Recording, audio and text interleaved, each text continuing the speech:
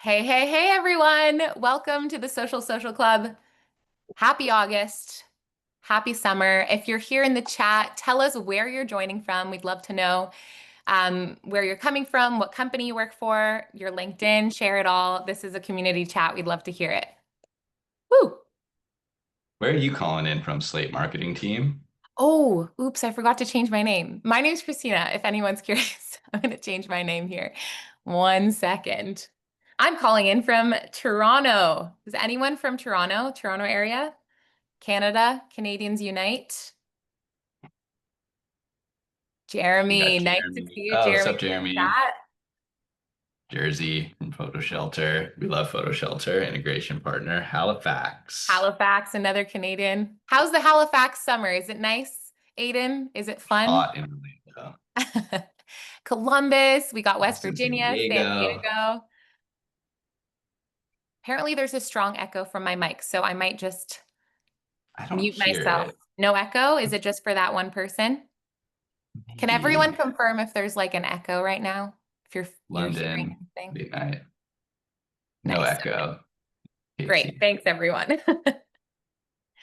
Awesome. So, Cool. like I said before, if you didn't hear, drop your LinkedIn's in the chat. This is a community chat. We want to hear from all of you. We want you guys to be really engaged with the questions. So, yeah, tell us where you're coming from and what company you're joining from. We'd love to hear it. Lots of social media managers here. Everyone connect with each other. This is so fun. This is where you actually make live and fun community. So, look at all those links. Nice. Yeah, Christina, wasn't there a story of some folks connecting after one of these Yes. and having like a one-on-one chat, maybe even like an in-person coffee chat? I think they literally met on this webinar and then they met for an in-person coffee. I think Nancy, if Nancy's on this chat, Nancy, you've been joining us every month. So Nancy and somebody else joined together for a coffee chat and they met and it was so fun. And Meredith, awesome, you're There it is. both Nice. here. Woohoo. So this is the That's place to great. also make really great community and friends. Maybe we should send around an email with like an Excel sheet or a Google Drive with everyone's name, company, and their LinkedIn profile. So everyone could just, I'm sure they're doing it in the chat, but if you're not kind of going through each link in the chat, we could maybe compile those so Yeah. everybody connects with each other after these. That would be a good idea. Okay, I'm loving that idea. I'm going to do that later for all of you. We can share that resource so that you can connect with each other afterwards. Good Love stuff. that.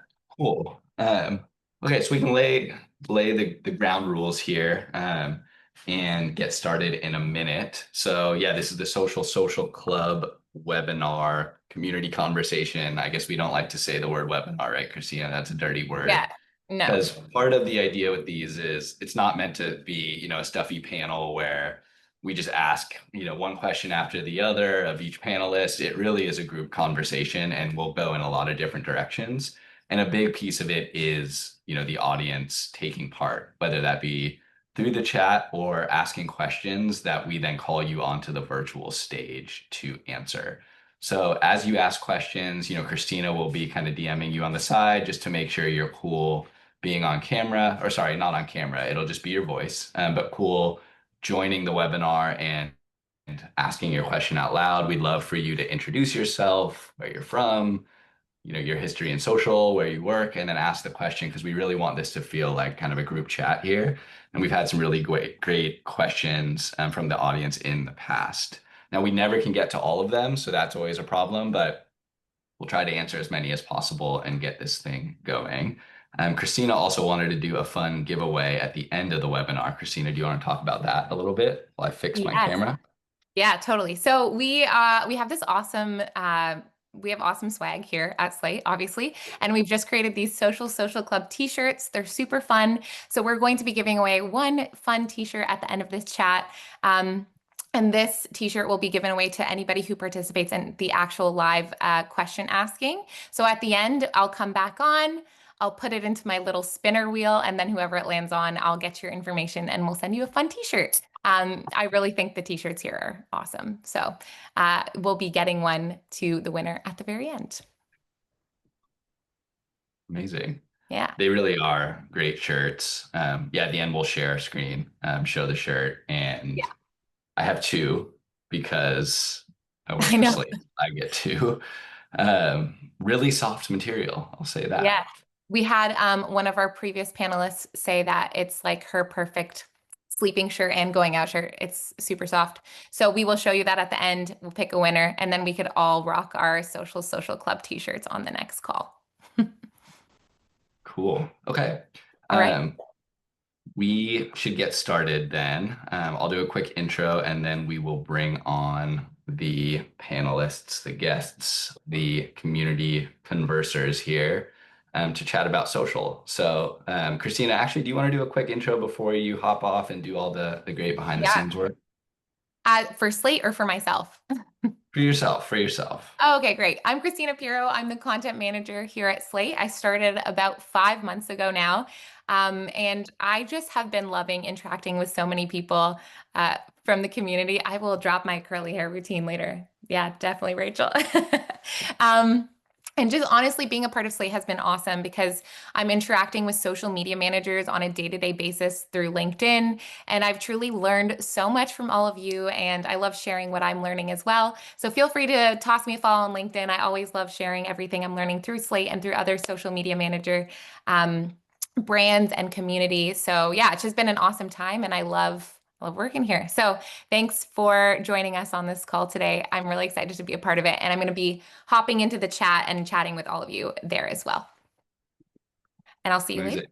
Amazing. Thanks, Christina. Okay, so I'll do a quick intro for those that don't know me. I am Eric Stark. I'm co-founder of Slate. Slate is a content creation platform built for brand social media teams. I used to do social at the NFL and then left to start Slate to work on a product that I wish that I had in my career as a social media manager. Cool. So without kind of further hold up here, let's bring on our expert guests. We'll start with Jon-Stephen Stansel. He is an OG Slate webinar guest.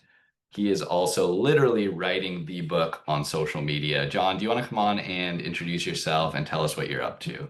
Hey, it's good to see you again. Yeah, my name's Jon-Stephen Stansel. I am a freelance social media manager working in currently mostly entertainment. In the past, I've worked in higher ed, government, worked for Texas State University, Texas Department of Transportation. Most recently in the entertainment industry, work on Invincible for Amazon Prime Video. I've worked on Lord of the Rings, The Rings of Power, the Avatar franchise, Has Been Hotel, several others. And I have a book coming out next month called the 10 Principles. I can't talk today. The 10 Principles of Effective Social Media Marketing from 𝐘𝐚𝐭 Publishing. It is out everywhere on Kindle and in the UK on September 3rd. And if you like physical copies and you're in the US and Canada, it comes out September 30th for physical copies. So That's you, it. yeah, Do excited you about have one that. on your desk?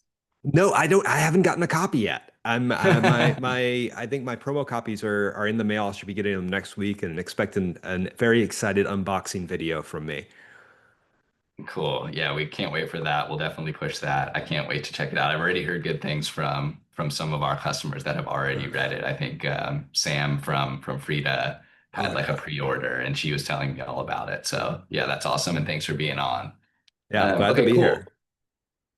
So, next guest, this is our first appearance on the Social Club. Kaitlin Willow, she's the senior manager of social media and content at Once Upon a Farm. I have a 5-month-old baby, so I'm going to be hitting her up for some free baby foods because I've heard great things about them. So, Kaitlin, want to come on and tell us about your background and why why social? Why did you choose that career?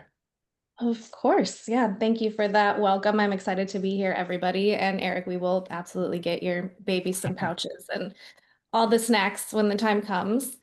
Um, I'm Kaitlin. I do social media and content for Once Upon a Farm, as mentioned. We are a really fun baby food and kids snacking company. And I I just love working here. It's such a fun brand. I've been in social and content marketing for a little over a decade now. Previously, I was at Dermstore, a skincare retailer in the beauty industry, which was also a lot of fun getting to play with the scientific stuff and just the fun that comes in the beauty industry. I just love social because it's different and it's challenging, and every day is something new. And as somebody who gets really bored easily with routine and doing the same thing over and over again, it's nice to get consistently challenged in my day-to-day job. So I'm very happy to be here. That's amazing. Yeah, we're stoked to have you here. Cool. And last but not least, we are going to bring on Casey Smith. She works for a little company called Slack. I don't know if anyone's ever heard of it, but she does social over there at Slack. So Casey, do you want to introduce yourself for the audience here? Yeah, hi everyone. I'm Casey Smith. I'm on the social media team at Slack. I've been here for about 2 years. We are part of the Salesforce company as well. I'm newish to B2B tech. This is my first role in that industry, but I have experience in social media and influencer marketing across nonprofit, retail, shout out to Kroger, and some CPG brands too when I was agency side. I'm based in Brooklyn, New York, and also, I'm a Swiftie, so I'm like repping that today since it's a big day for us. Amazing. Yeah, we have really good representation of different types of brands, B2B tech. I did sports. John has a big history in entertainment. Kaitlin, you're doing CPG, baby. There's just so many varieties of like types of brands you could work for in the social space. But one thing seems to be like a commonality, and we talked about this obviously before the webinar, kind of on our prep, and it is kind of the main quote unquote theme of this webinar or conversation, and that's proving the value of social media. And it feels like it's one of the only roles, especially in the marketing function, that we constantly have to prove and reprove like why it's valuable to invest in social media and why it isn't just fun memes and jumping on trends, that it truly is really important to the entire marketing funnel. Casey, I'll start with you. Like, how has this manifested in your career? Like, how have you dealt with kind of trying to prove the value of social and all the different roles that you've had? And has that been a constant for you, ongoing? Yeah. Yeah. I think every single role I've had and like at every level I've been in social media, um, it's come up in conversations. It's something within like the own team I'm on, as well as with leadership, discussing how to show ROI. I feel like one thing I always start with is comparing and speaking about like how others are doing that, and sharing their ROI and showing the proof of their success and metrics. Um, for me, it's like starting the conversation with social media being top of funnel typically, and that's what most brands are doing. And then thinking of ways that we can kind of get lower funnel, partnering with other teams within the company, like our paid marketing teams. But I think really having conversations with others, like attending discussions like this, really helps to hear how others are doing that, and then using that to kind of level set, like what's the industry standard, and kind of starting from there. Totally. Yeah, it feels like, I mean, it's the best version of top of funnel marketing, it seems, but there doesn't seem to be full buy-in always as to it being such a good top of funnel channel. And I don't necessarily know why that is. John, what's your experience been with kind of trying to convince leadership or brands or, anybody across either marketing or just, executive channels, why social is the best version of top of funnel marketing and should be kind of taken seriously? Yeah, it's wild to me that we're still having this conversation. Like, if you had, it feels like this is a conversation that should have been done and over with like 10 years ago, but we're still trying to prove our value and tell people, okay, social's important. Meanwhile, executives will drop countless dollars on like a billboard on the interstate and not worry about any sort of ROI on that. But when it comes to social, they're like, we really need to know it. For me, more than anything, it's really about education and setting expectations of like what we can and can't do. And just constantly, reporting to those execs, giving them the numbers. But also, I think more importantly than the numbers, it's it's funny to me because I feel like executives are the ones that are like, we want to see numbers. We want to see that chart go up. But what they really understand is more of the anecdotal evidence sometimes. If you, in combination with um, that report that you put out, you throw in a few tweets that's, say, oh, this, the social really made me excited about this show or something like that. If you can find that, I think that tells everything, or just those connections that we're able to make with our audience, and showing them that like that we're listening, that we're interacting with our audience. I mean, that's just vital. And you know, it goes a long way. I think sometimes we discount that because we like the numbers so much. But Yeah. I think people need the story in addition to the numbers. Yeah, totally agree. Kaitlin, how has this played out for you in your career, and how do you kind of go about trying to prove the value of social? And has this even been a challenge for you? Yeah, I would say weirdly, it hasn't been a challenge to prove that social is valuable, but more why it's valuable and what Mm, it's bringing to the table. Like every place I've worked knows we need to be on social, yeah, but the goals there is kind of where a little bit of kind of where that's where the convincing comes in, is kind of, right. it's awareness, it's connecting with your consumers, it's getting that real-time feedback on products and language and having that back and forth with your consumers that you really can't get anywhere else. And being culturally relevant and appearing where consumers are looking. We know that people are not turning to Google first when they're looking for a brand. They're going to Instagram, they're going to TikTok, they're going to Reddit. And so it's kind of just been a lot of that as like, this is the purpose of social, this is what we can get out of it, versus having to prove that it's something we need to have. So kind of just shifting that mindset a little bit. Totally. Yeah, that makes sense. Casey, I feel like was it you in the during the tech check said that there was a recent campaign where you were able to prove that social was more important than email for a I won't specific. say Sorry, not more yes. important, not more Yeah. important. But hey, look, we won. We won. We beat Hmm. email. Tell us about that Yeah. story. Absolutely. So something we are working on, and thankfully we have some great like internal partners. I think as much as you can connect with other people inside your company too, and understand how they're reporting and what they're sharing with, your executive team to see like what's working for them and if social can kind of like be a part of that. So we have some internal partners that we're working with to improve like our link tracking for organic social.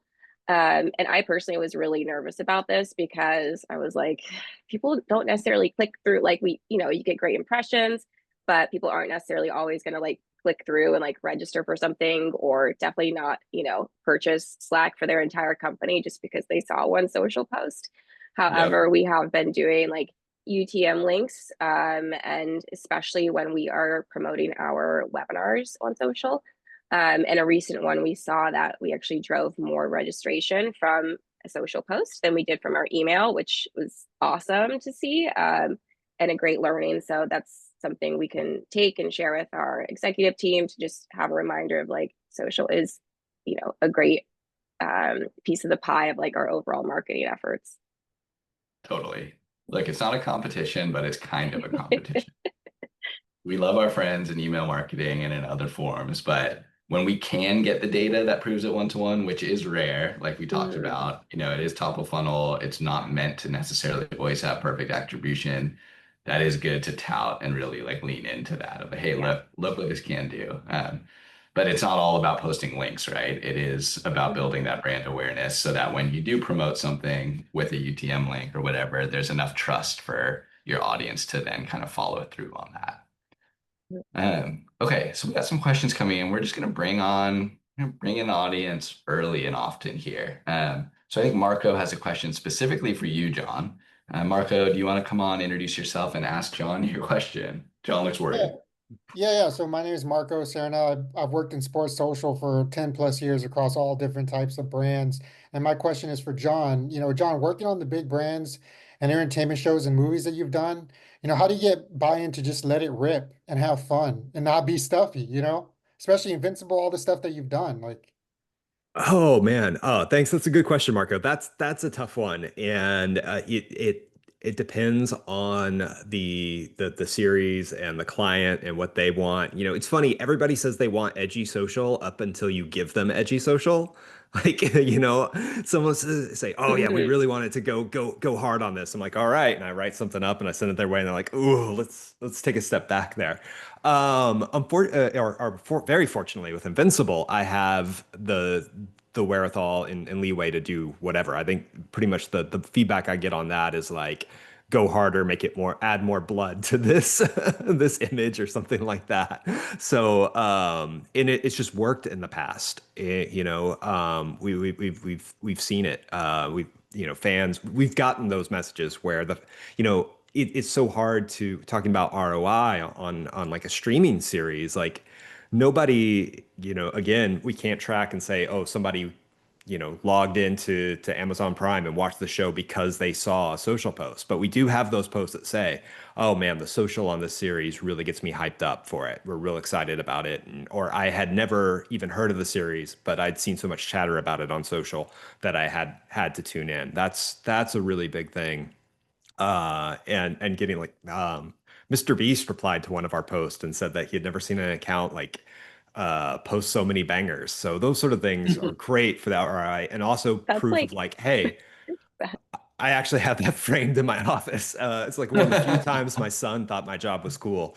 Um, and or actually understood or could enjoy anything that I do because he's 8 and can't watch Invincible or Has Been Hotel and definitely not Sausage Party, which premieres today, season 2. That really helps that we can show that.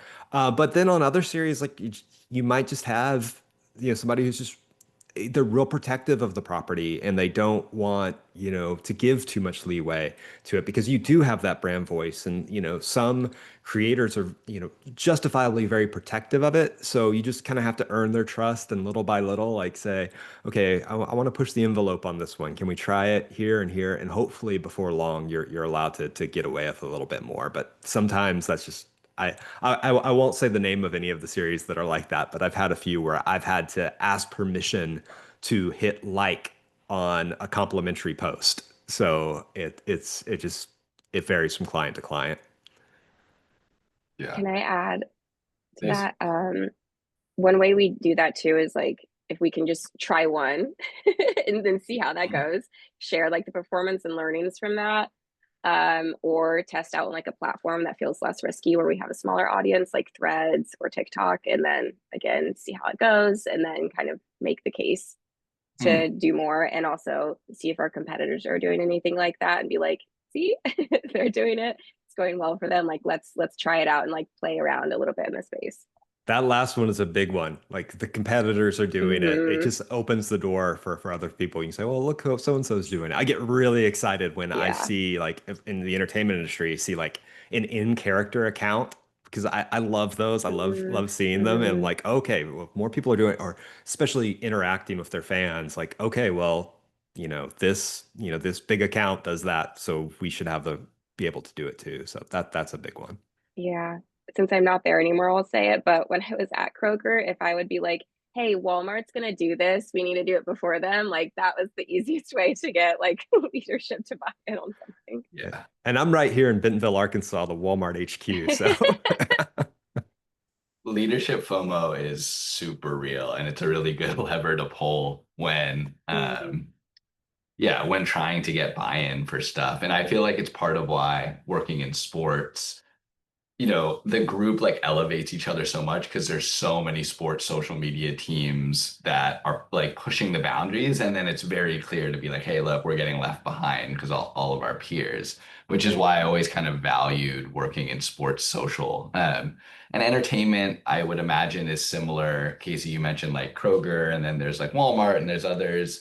Kaitlin, how does that play out for you? Like, are there certain accounts? Because you're like, more of a niche, I would say, right? There's not like 1,000 baby food and snacking products that are in your industry. Is that something that you kind of look to and use? Like, hey, these are other ones that are doing this. Like, let's push the boundaries like them. And how does that kind of work in your industry? Oh yeah, it's 100% in our industry, and leadership Yeah. FOMO is perfect phrasing for that. We have some internal brands that we have our eye on internally. And, you know, we're always like, okay, how can we beat them to this? And how can we do better at what they're doing?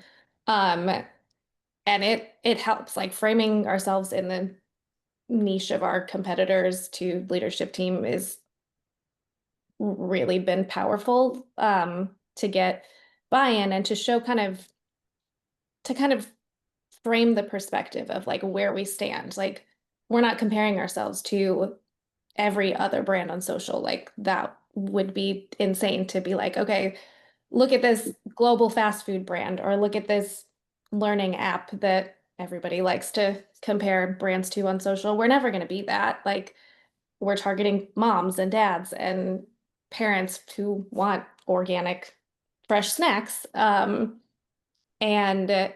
it's nice to look at, like, okay, these are the other baby food brands. These are the ones that are very similar to what we're doing. These are the kids snacking brands that have similar products. How are we stacking up on all metrics and on engagement and consumer sentiment and share of voice? And it helps a lot to be able to compare directly. And there's a surprising number in the field.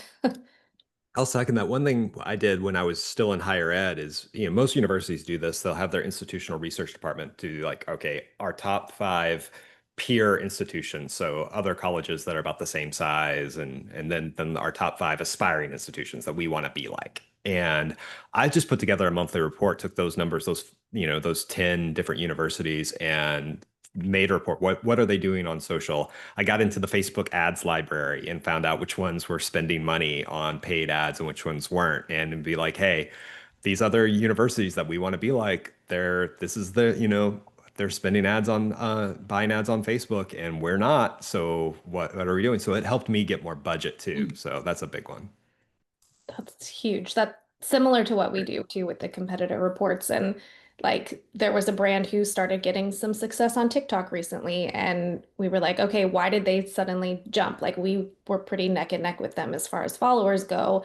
What happened? And then we went in and saw that they were spending a ton of money on ads. They were pivoting their strategy a little bit there, and it helped. I mean, I don't do paid ads, but we are kind of involved as far as goals there. Yeah. That's spam. Yeah. Casey, did you I have feel like- anything? I was just going to add, yeah, I think doing the competitor analysis is great. And especially if you're like new to a role, I feel like the first thing I always do is like a SWOT analysis of competitors and like what they're doing, what their current like metrics and KPIs are, and then use that as kind of a starting place and part of, the information I use to build out the strategy for, the brand I'm working for. Totally. Yeah. It's the other kind of benefit in sports, which I feel like it's a lot harder in other industries, is you're competitors, but you're also not, to the point where, yeah, everyone's competing against each other for engagement. But if I'm working for the 49ers, I'm not necessarily trying to compete for market share against the Cowboys. We're kind of part of the same thing. So we could talk to their social team and all go to the same conference and share learnings. But I know like Nike and Adidas, like social media managers, aren't gonna share anything with each other because of the way like those companies are kind of built and like the true competitive nature of them. So the like community part of it, I always look like, oh, are there conferences for, this industry social media team? And they're like, no, we wouldn't even be allowed to talk to that team, Is that something that you faced, Casey, in your role there? Is it something where you're like, hey, like, B2B, I guess, is broad enough where I could talk to other B2B social teams? And how much do you lean on the actual one-to-one relationships with other social media teams, managers, to help answer these questions of like proving value and getting buy-in and doing the things that you might want to do internally? Yeah, I think those relationships are invaluable. It's so helpful. I think using LinkedIn to find and connect with other people who are working in the industry, it doesn't necessarily have to be the exact same industry that you're in. Thankfully, with B2B tech, I can definitely talk to other people who aren't direct competitors, but have experience within tech. And in the past, I've joined like Slack groups where it's, a bunch of brand social media managers sharing our best practices, and have had, some conversations with folks who were maybe direct competitors, but we were just having private conversations and committed to not sharing anything too personal that shouldn't be shared. But I found that so helpful, just for my own knowledge and like knowing like, okay, I'm on the right track of what we're doing. And I'd share, some learnings with them of like, we did this partnership and it didn't really go the way we were hoping, or actually, um, we're working on doing more partnerships with like external brands and like co-branded things. So I find that super, super helpful. Not all of that information is something I can then go share with my executives if it's like a private conversation. But I do find it super beneficial. And as like, again, like groups like this and the conversations happening in the chat here and connecting with other social managers on LinkedIn or in Slack groups or other communities is just invaluable. Yeah, that's great. I mean, it really is like a rising tides thing in social media. And I feel like that has really helped a lot of industries move forward pretty quickly over the last few years and innovate. Okay, let's bring on some more audience questions because we never get to enough of them and there's great ones coming in. How about Michelle? Can we get Michelle on here to ask her question? Okay, can you hear me? Yes, we got you. Wonderful. Hi, everybody. So my question is around convincing leadership to try new things. And my organization is a test and learn organization, which is very interesting. And yet they don't want us to test and learn around social because our engagement, which is our primary metric today, thankfully, it's not follower growth like it used to be. We've moved on to engagement. But the focus is really like, hey, our metrics are good. Why change something that's not broken? And we really want to evolve. And we're not having success convincing leadership to try new things. So how have you convinced leadership to try things even when what you're doing is working? Yeah, that's a super interesting excuse to not try something, right? Like, hey, this is working. You're doing your job well. So why would we kind of rock the boat? Kaitlin, do you wanna start, take a stab at that, and we'll kind of go around the room here and maybe all try to see how we could help Michelle. Yeah, I think that's a really interesting question. I feel like I have faced the opposite issue where like we are pushed to be consistently rocking the boat and trying new things and getting creative. But I would say when trying to convince leadership of the reason to do that, like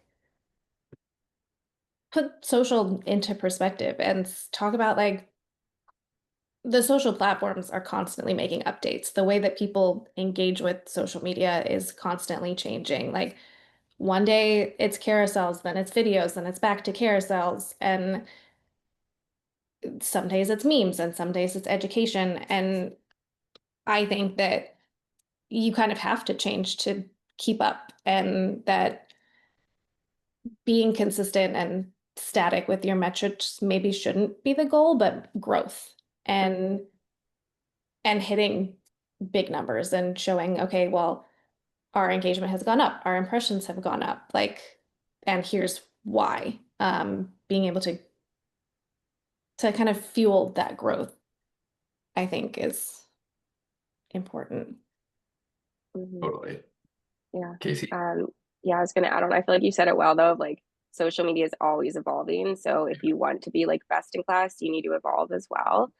And I think trying to convince them to try something new and test out new things, maybe it's like, hey, we'll keep 80% of our strategy the same, but then 20, let's make that test and learn and like just make that a practice and try it, evaluate it. Did that work? No, let's try something else. Or, it worked, let's incorporate more of that and just kind of continue to do it that way. Totally. And I'd say scare them. Like, yeah,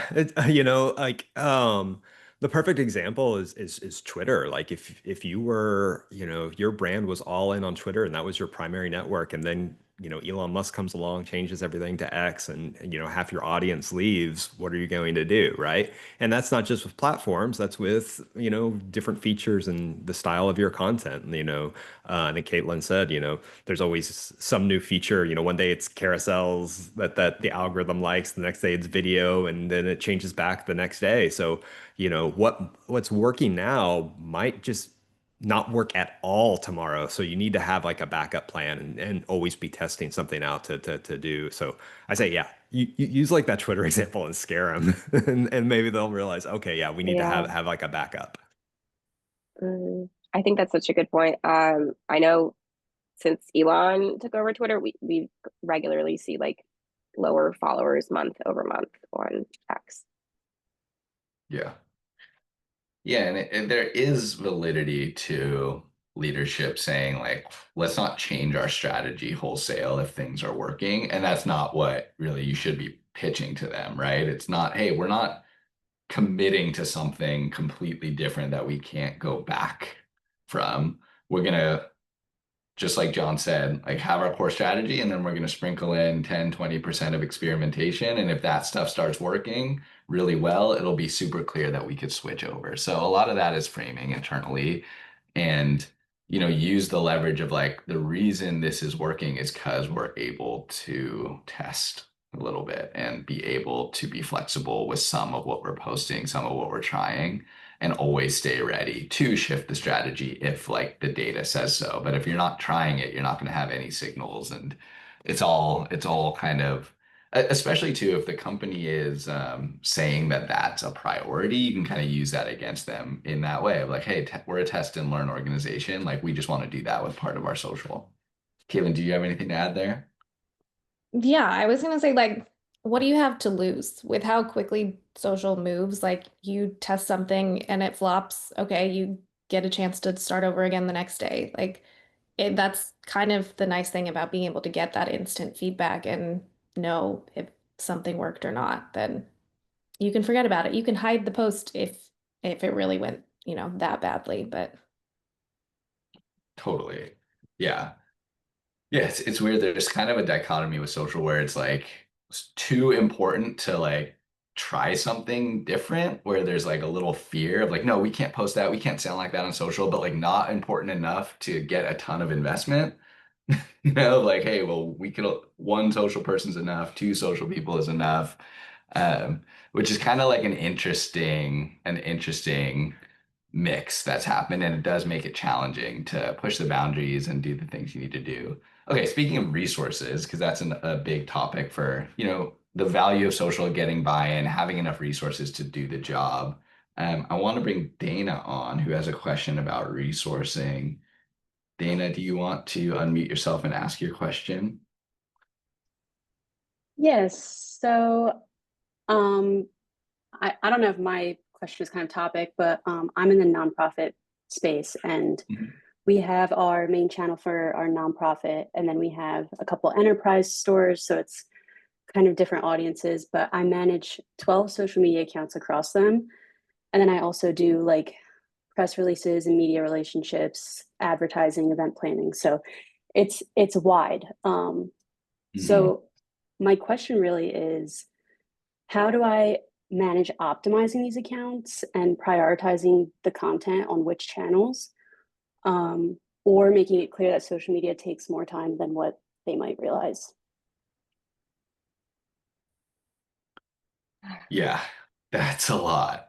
That's a lot. All right, we gotta send Dana a care package, because even just the channels is more than a full-time job, plus all the other work that you're doing as a marketer and comms person. Casey, do you want to start with that?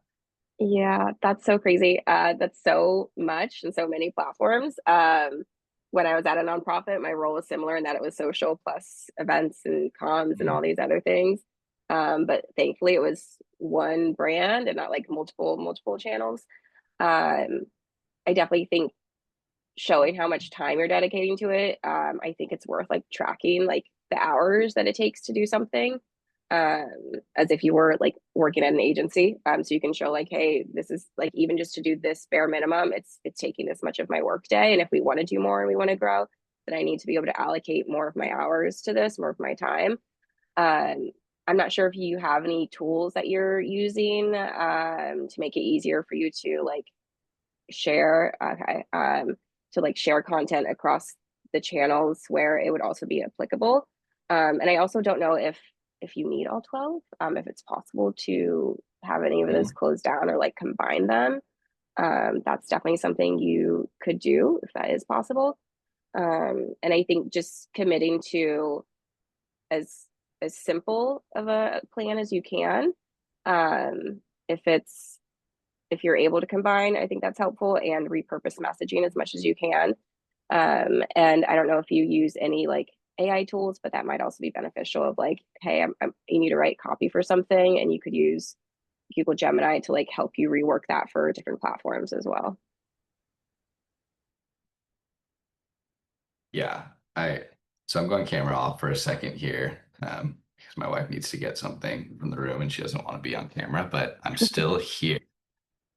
So yeah, I totally agree with and this may be hard to convince internally, but it is hard to imagine why you would need 12 different accounts and handles going, and maybe there is a good reason, and then you're just severely under-resourced to kind of accomplish that. But given the resources that you have versus the priorities, it would be really helpful for your nonprofit to kind of commit to what are the few things on social you really could own and do super well and not stretch yourself so thin. Because we even have that, at Slate, where we have 2-3 people working on social, but we're kind of only focused on LinkedIn because we realize, look, that's the only place we feel like we really can make a big impact right now with the resources that we have. And there's this kind of strategic choice there to be like, our Instagram, our company's TikTok, it's not really the priority for us yet. And it can be in the future, but right now we can kind of make an outsized impact on one place. And then maybe this ties back to some of the stuff we've been talking about of like, are there competitors that you look at or others in the space to say, hey, look how resourced they are, or look what they're doing to kind of prioritize one channel over another. But yeah, that's really tough. That's really tough to imagine, how you're running 12 plus everything else. Mm-hmm. Especially when I worked at a nonprofit.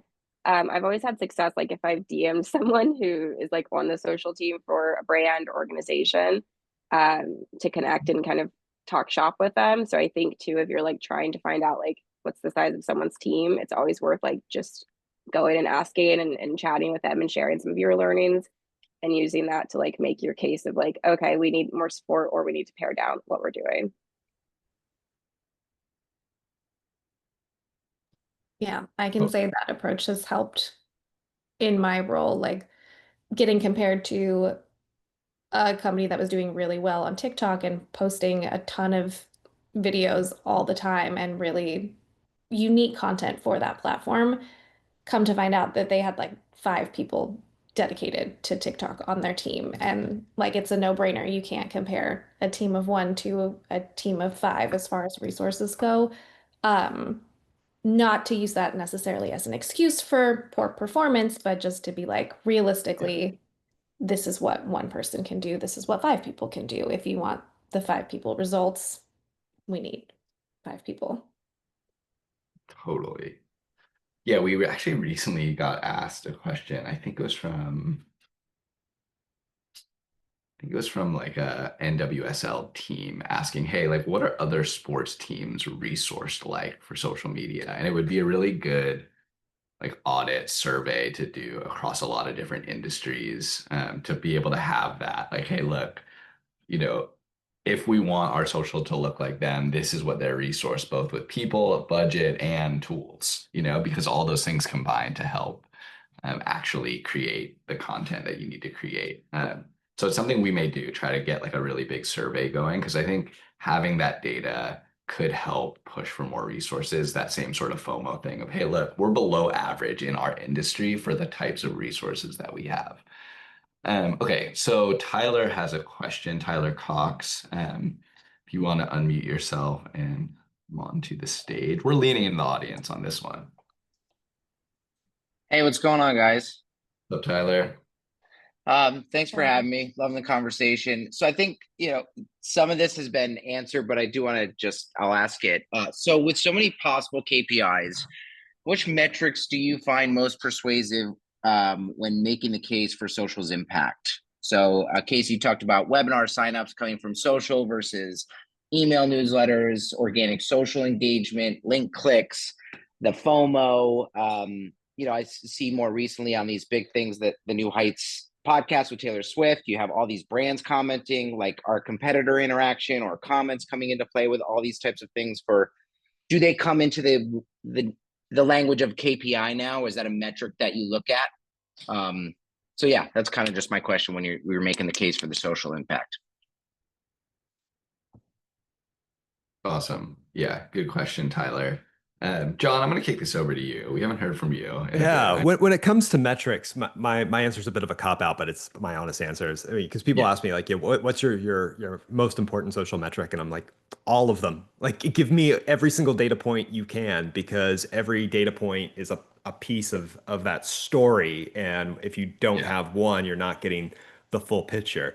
So it's taking a deep dive into all the metrics to kind of see what's going on, and then develop a as easy as possible understand translation for your executive, for your leadership, to let them know what's happening. And then I'm gonna harp on it again.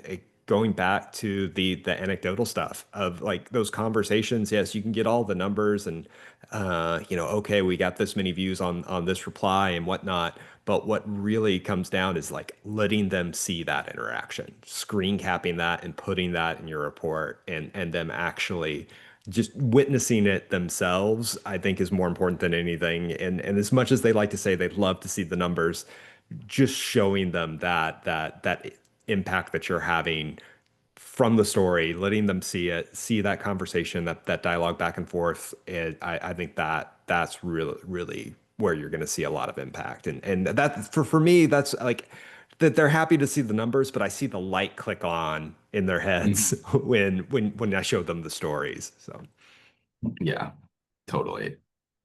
Yeah, I think it's one thing we've talked about a little bit too on one of these in the past, of as content creators, we're pretty good at telling stories, of having like a really good hook, an explanation, and then like an impactful ending, and using that internally to say like, we tried something bold on social and here's what happened.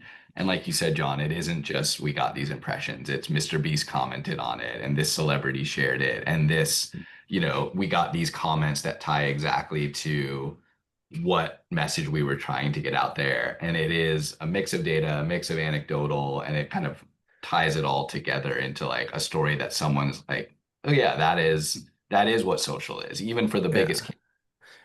And I think they have to understand it's not all just what's happening on your accounts. It's like what's going on in the broader conversation, or how your accounts are reaching. Like one example is after season 1 of Invincible, we had the finale, and then we announced that we had been greenlit for seasons 2 and 3. And one of the first replies to that was source ? Somebody not understanding that we were the official account. And I just went to my laptop and typed us ?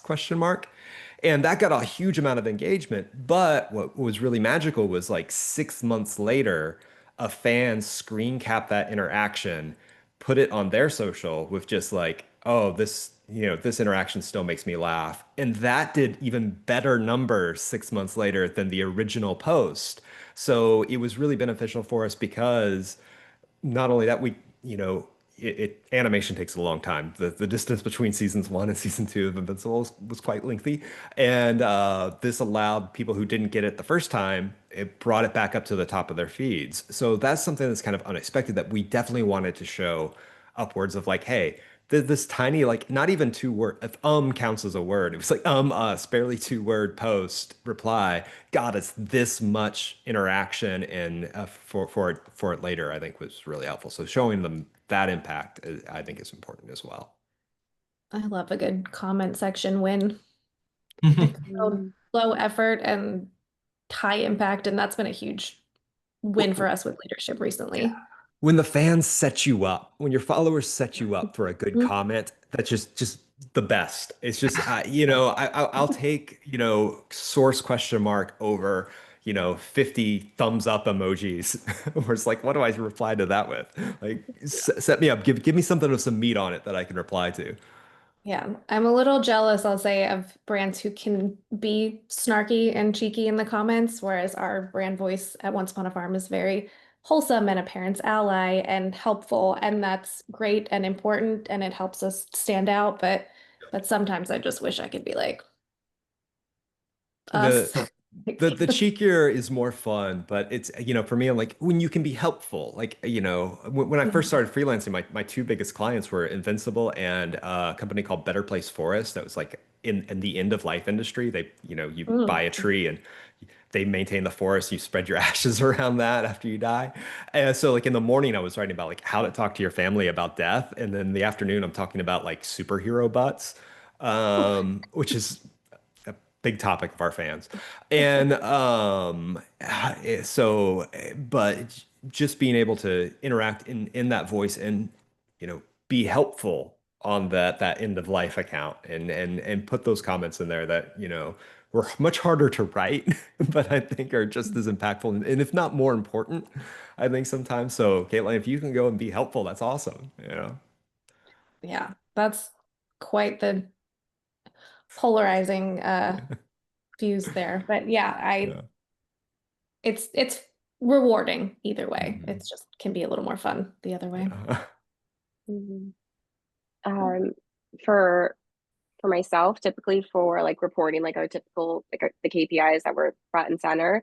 Like if we're doing a full deck of like, here's what we did last year, or like this last quarter, we always start with like that first page is going to be impressions because we are an awareness driver. So to me, impressions equals awareness. So we're tracking impressions, engagements, and engagement rate. And we typically will compare ourselves to like our own benchmark of what we did the prior year or prior quarter. Usually that's because we're typically tracking like above industry benchmark, but I always try to have the industry benchmarks like information as well. So if leadership is like, well, what is it compared to, our competitors? I have that information as well. We do look at follower growth, but that's not like a main KPI for us. That's kind of just a nice to have, good information to have. Our impressions and engagements, that all ladders up to like the company, like our marketing org's overall goals for the year. So we, like report up into that. We have something called like V2 Moms. It's going to be different at every company, whatever that's called, but typically there's like your annual goals and reporting plans. So that's what those sort of big numbers ladder up to for us. And then community management and like that engagement in the comment section is something we're also tracking. I don't know if anyone has. We don't have a system to like perfectly track impressions or engagements on that. If anyone has, let me know. I don't think it's available in Sprout or anything unless you do it like literally manually, which we do not have time for that. So we do capture like week to week, like the top 3 like comments. And this is usually on LinkedIn for us. I think for Slack, we're very active on LinkedIn in the comments and like engaging with people who talk about us or tag us. So that's something we keep as sort of like those numbers, a little bit about our top 3 posts by impressions, and then 3 posts that are community management focused. That's kind of like our typical high level report. Yeah, that's great. And are you pulling those numbers from when you're commenting on like Instagram and TikTok as well, or only LinkedIn because that shows the impressions? Mm-hmm. We pull it on all of them. I think LinkedIn is just where we have our biggest audience. So that's where we always have kind of the highest performance. Got it. Cool. Sprout, if you're listening, build that feature. Yes. Or like, platform APIs allow it. Yes. Yeah. I've used a couple of tools that offer it for TikTok and Instagram for tracking cool engagement on comments and estimates of impressions based on that. But nothing on LinkedIn, nothing that encompasses all channels. But yeah, I think LinkedIn's very they keep their API pretty closed. I feel like they're kind of starting to give more to like Sprout, but it's not everything just yet. Yeah, totally. Okay, cool. So let's see, we have about 5 minutes left.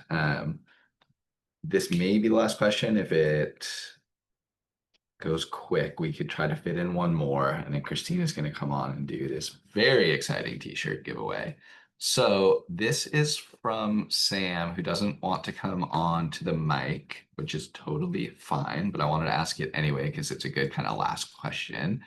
Would love this group to talk about brands who are doing it right on social right now, be it content, channel, approach, feed hacks, community, or whatever. So who are the brands that we love on social today? I'll start with you, John.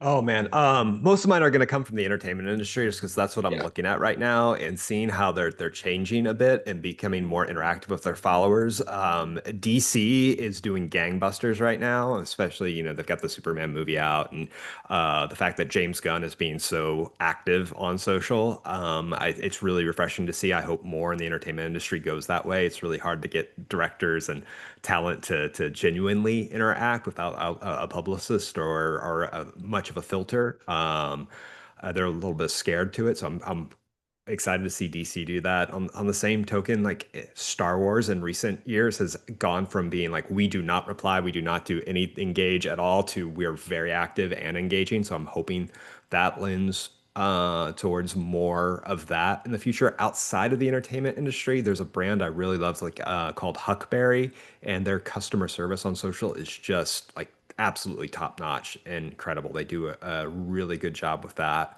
I love the work that Frida's doing. I really like. What did I see the other day? That was, those things that just kind of make you stop the scroll and go, okay, this is something I haven't seen before. There's the big ones that everybody loves. I love them for a reason. I'm drinking a Liquid Death right now. I think they're incredible. And but again, it's not the sort of stuff that everybody can do. I don't think there's boring brands, but like some things are more glamorous that you can be a little bit more edgy and with, but their name escapes me right now. They're a high troll conveyor belts on Twitter. They're a conveyor belt. They manufacture conveyor belts. You wouldn't think like a small company that's from my hometown.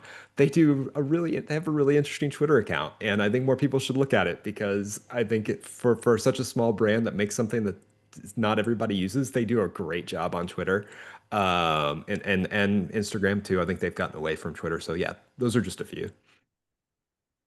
That's great. Yeah, I love those like tiny local shops or brands that just are the best at social. Yeah, for some, yeah, it's just it's an interesting account that doesn't really do, that you wouldn't expect. So those are always great to see. Totally. Casey? So two that I really enjoy. The first one is Canva. I think they do an amazing job of I think they're great at engaging on LinkedIn as well. I really admire like how they use their voice and show up there. And additionally, I feel like the content they create, it's clear they're like using their own tool to create it, to show like how to use it. So it's like educational, but also just really engaging and so colorful and creative. I always look at them as sort of like a best in class. And then chatting earlier about working in grocery retail, I do admire Aldi. I think they're having a lot of fun, as is Kroger. But I think Aldi's having fun with like memes and being really playful. And I kind of love to see like a brand that's just a grocery store being a little crazy on social. I think that's really fun. That's great. And Kaitlin, we will end with you. All right. Yeah, I think Frida was actually going to be one of my examples. I love what they're doing and what Sam is doing with just the face forward, on camera, giving education and product features and how it works. I think that it's done really well and it's consistent, and right away, like that's Frida. To throw a different one in the mix, DIEUX Skin. I think that they are really smart on TikTok and capture my attention. And maybe it's because I worked in the skincare industry. Maybe it's because I just have an interest in skincare, but I think that their strategy is very compelling on TikTok, with straightforward education, being very clear on what their product benefits are, and being very honest and transparent about where they fall short. They don't have a sunscreen right now, and I've seen their founder talking about other sunscreen brands, lifting them up, being like, we know this is important. We don't have anything for you, but here's where you are. This is where it fits into your routine. And I think that they've done really well and engage smartly with their community on that platform. That's great. Awesome. Okay, we got 0 minutes left. Christina, do you want to come on and give away a very soft, very beautiful t-shirt? Oh, Christina, Muted, I yeah. realized I'm muted. This is always a problem. I always forget to unmute myself. What a great chat, everyone. Thanks so much for just like really engaging in the chat, but also the panelists, also awesome. I just thought I might as well share our t-shirt here. So fun. Check it out.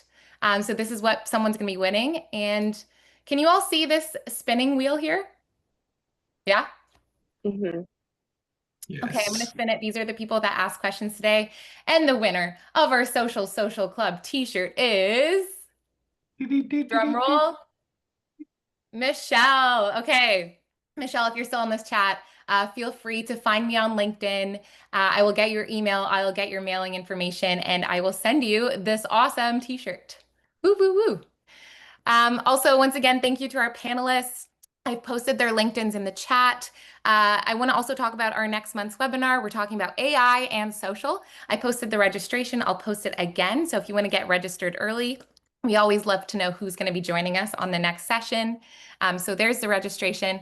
AI and social media, it's a hot topic. ChatGPT 5 just came out. There's a lot to talk about there. We're going to get an AI expert in social media next month. So it's going to be a really good one. That will be to be determined. So follow our social media to see who that's going to be. And once again, huge thank you to John, Kaitlin, and Casey, and of course, Eric, for leading such a great conversation. We will try and get all our LinkedIns together on a resource so you can all follow each other. It's been super fun. Always love the Social Club. I have so much fun engaging in the comments section, and it's just a great time. So thanks for being here every month, everyone, and we'll see you next month, September 10th. Woo, woo, woo. Everybody, Thanks, have a good one. all. Bye, Thanks. everyone. Bye.